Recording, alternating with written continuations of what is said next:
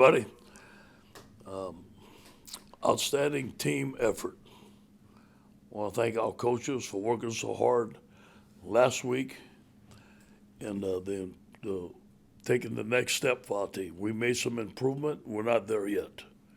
We got to continue to stay hungry, continue to work on the things that we identify that we have to fix, and we have to stay hungry this week. This is a very challenging opponent in Mississippi State and a hostile crowd starting SEC play. I want to thank our great Tiger fans. That Tiger walk was exceptional, and the energy that you provide to me and to our team, I want to thank you for it. And our student body, the whole game. You guys are outstanding, and we really appreciate you guys. A couple of things that we worked on last week, and we did improve. Our tempo has gotten better. It's not where it needs to be. We need to continue to improve. Explosive plays, we had 12, which was really good. We improved in our protection. We only have one sack, but we're still not there yet. We're going to be challenged again this week. I thought Max Johnson played a good game. You saw Dionne Smith, Jack Bech, and Corey Connor, the same things we've been seeing in camp. They finally got a chance to do it in Tiger Stadium. I'm happy for them, and I'm happy for the whole offense. They improved a lot. On defense, we want to start fast. We want to strike blocks. We want to cause turnovers. We want to put pressure on the quarterback. We did that. We caused 2 turnovers, had a touchdown. I thought we played very good in spots. We still gave up some missed assignments, some deep balls. We have to fix that in a hurry. The things that we're working on this week must improve this week. Continue to improve in tempo. Continue to improve in our run game. I thought Corey Connor made some outstanding runs. Some were open holes, some he did on his own. We have to block better. We have to come up with better schemes. And pass protection needs to continue to improve. We're going to be challenged this week. Arnett is a very, very good defensive coordinator. On defense, obviously the crossing routes, the wheel routes, the pick routes, all the things that we saw last year, we've seen them again on film, and they're very good at it. Special teams, punt return. We're losing a lot of hidden yardage. We got to catch all balls. We got to do a better job of catching the football before it hits the ground. We got to do a better job of holding up guys on the line of scrimmage so our punt returner has room to at least get 10 yards. We're going to work on that hard this year. On Mississippi State, obviously Mike Leach runs the air raid, led by quarterback Will Rogers, 2 outstanding wide receivers in Jaden Valley and Makai Polk, but they're all over the place. They got athletes all over the place. They know how to throw the football. They know how to dissect defenses. They're very good. On defense, as I said, Zach Arnett, I interviewed him last year. A very talented young coach, runs a 4.25, has unusual ways to get to the 3-3 stacks, makes it very challenging in protection. He has a very good defensive line led by Tyra Sweet and Jaden Crumley. Mississippi State is going to be a big challenge. Obviously, an SEC team playing in a hostile crowd. Any questions? Ed, Wilson Alexander from The Advocate. You were, I think, worried about Andre Anthony after the Yeah. game. What's his status now? You know, I just had a conversation with him. And let me say this about Andre Anthony. What an outstanding Tiger. What an outstanding leader. I've coached Andre. Andre has been with me since the beginning here. I absolutely love him. He has a season-ending injury. We just discussed it. But it's sad news. It really is, because he's having a good season. He's going to be unavailable this season, but he's going to be with us. He's going to deal with it, and what the next step is for him, we're going to find out. Hey, Coach, Matt Trent, WBRZ. And that I've got 2 quick ones in that same vein. I know Austin Deculus got hurt, but walked off on his own free will. I mean, is he good to go for this week? Yeah, he's going to be good. He'll be fine. Okay. I'll call him Iron Man. He gets a little injury and he bounces back about 2 plays later. You know, Austin played more snaps than anybody here at LSU. Very tough, very good Tiger. And another one is, I know Max, after the game on Saturday, said that a huge reason for the passing attack being so successful is Kayshon Boutte moving to the slot. Right. I just want to ask what the philosophy leading up to that was, and when you look back at it on film, how did him in that position make everything? Well, we want to get him the ball quick, and we want to put him on a nickel and see if we can get him the ball up the middle, see if we can get him the ball on the bubble screens, which is the slots closer. It was just different ways to get him the ball in the fly sweep, get him involved early. But you know what? It ended up opening up the outside for us. I don't think we had planned that, to be honest with you. they singled up those guys on the outside, and those guys on the outside had success. Coach, this is Josh Sibley with Louisiana Gridiron Football. I know in the past you've mentioned going with the hot hand. Do the past two games for kind of translate to more carries? Say it again now? I know in the past you've mentioned going with the hot hand. Do the past two games for Kiner translate to more carries for him? Oh, sure. You know, we want to get those guys. You know, Monty Goodman's going to be healthy. Ty Davis is still our starter, but, you know, we want to get the ball in our best players' hands. And the more snaps they can get, the better off we're going to be. Hey, Coach, this is Glenn West with LSU Country. Obviously, just because of the nature of Mississippi State's offense, you know, they're going to put as many receivers out there as they possibly can. Just curious as to what the defensive approach might change. Do you guys envision maybe dropping some more guys back to kind of help with the passing game coverage, or how do you kind of envision that going this week? Well, that's something I can't tell you, Glenn. I mean, it's, it's something, you know, we have a plan. We've been looking at Mississippi State ever since we couldn't stop them last year, and it was embarrassing. I was embarrassed as a coach, and I take full responsibility. So, yes, we have some plans to do some different things, but obviously I can't tell you. Hey, Sheldon Nichols with the Advocate. With Andre Anthony out, do you expect Alligator to be back this week? And Yeah. also, BJ Ojulari. He's got more sacks already than he did in 10 games last year. Where has he made the biggest jump, and what's his biggest strength? First of all, I got to give Andre Carter the credit. He has come in here as a defensive line coach, brought energy, is coaching those guys. You know, he had 80.5 sacks. He's teaching them some stuff. He's challenging them every day on the little things, showing them how he did things. He's being a great leader, provides a lot of energy. So Andre has done a great job of coaching those guys. You know, BJ's playing more. He's playing the right end. We're playing more of an attacking style defense. We got him wider. Last year we had him right on the tackle, which is not conducive to making plays in the backfield. We got him 2 foot outside the tackle and rushing every time, so that's helping.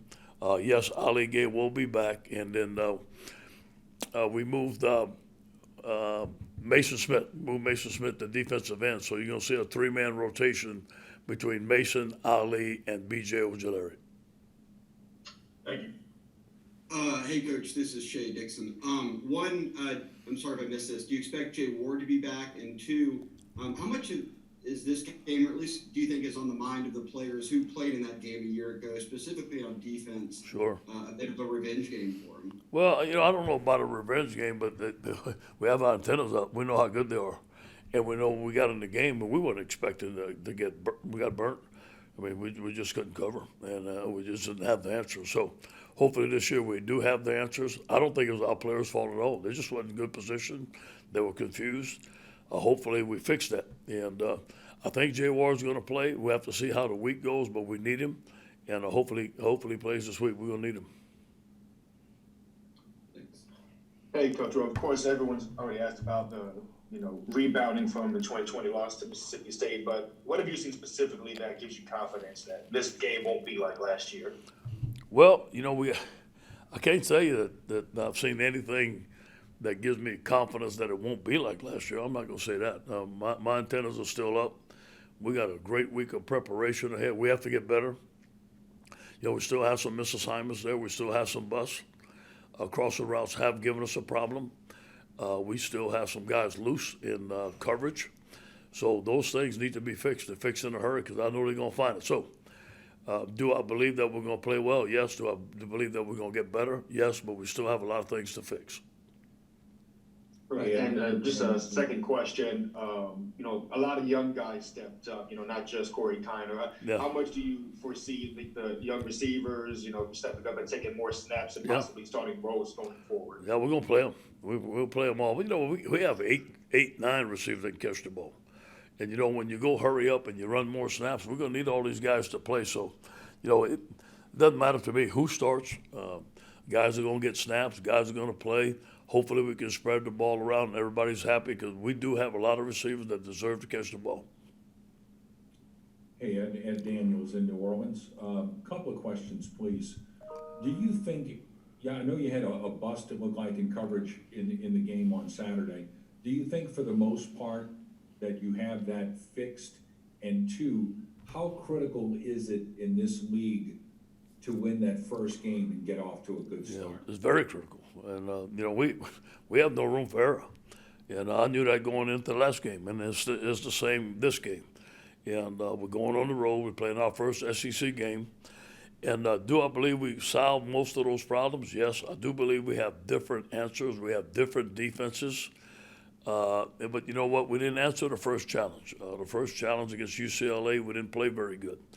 And we've gotten a little bit better. But there's a lot of things that we have to continue to fix, and we are going to be challenged this Saturday.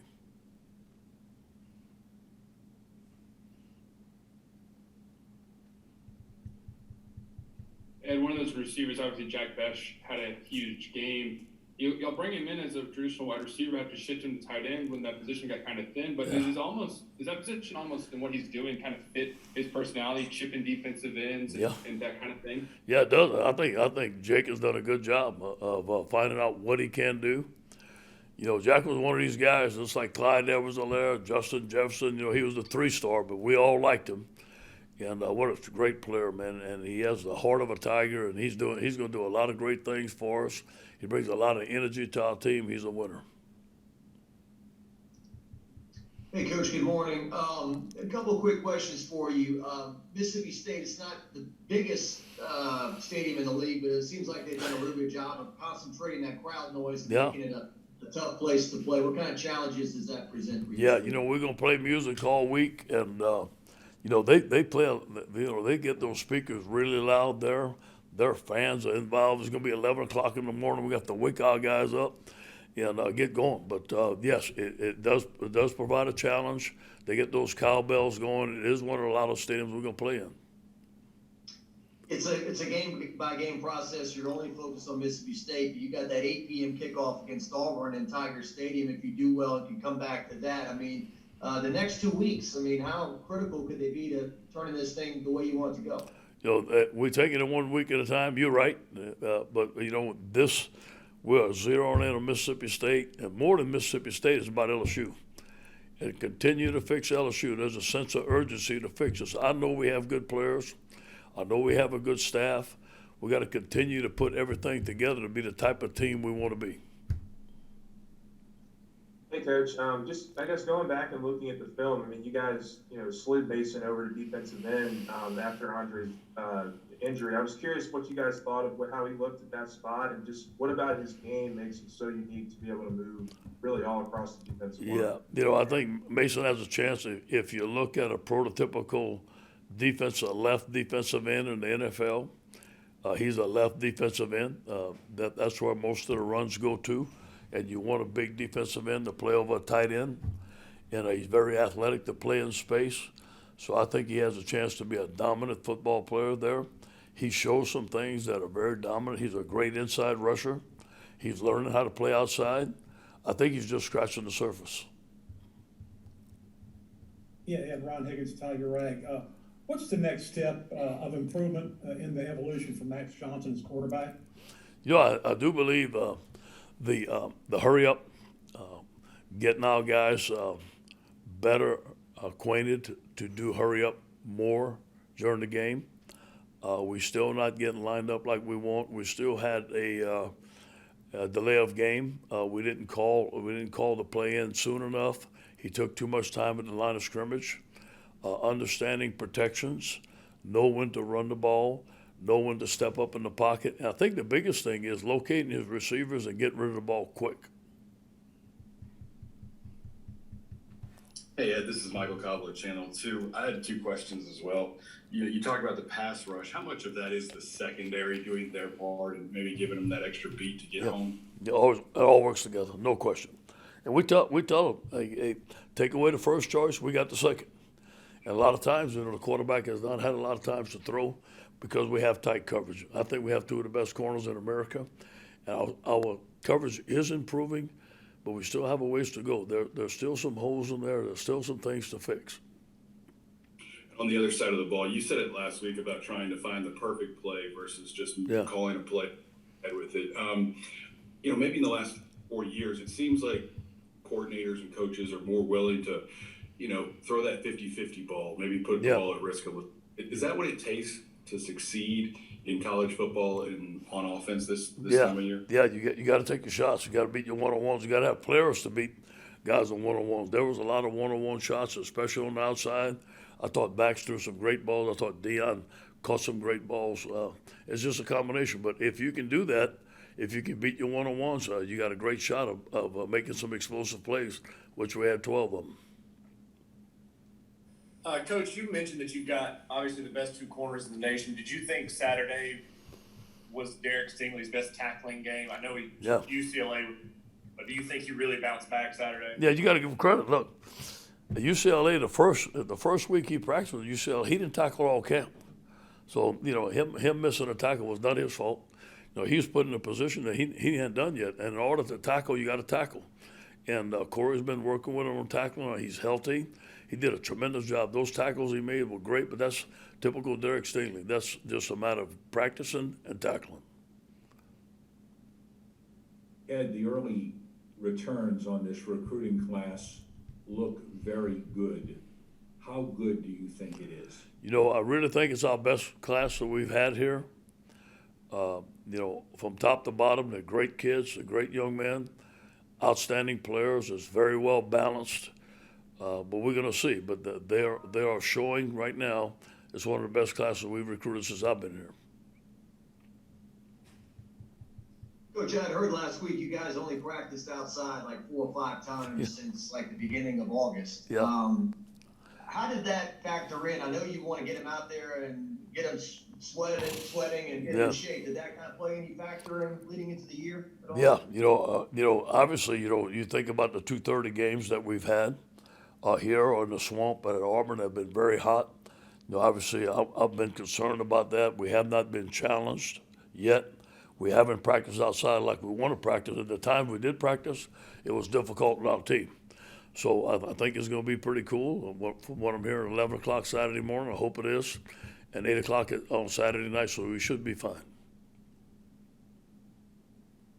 Hey, Coach, sorry if you hadn't answered this during post-game Saturday, but just with the way Dionne Smith, emerged, how much did he have to do to earn that playing role, and, what's his future looking like? Oh, yeah, he's going to play more and perhaps start. We're going to see how the week goes.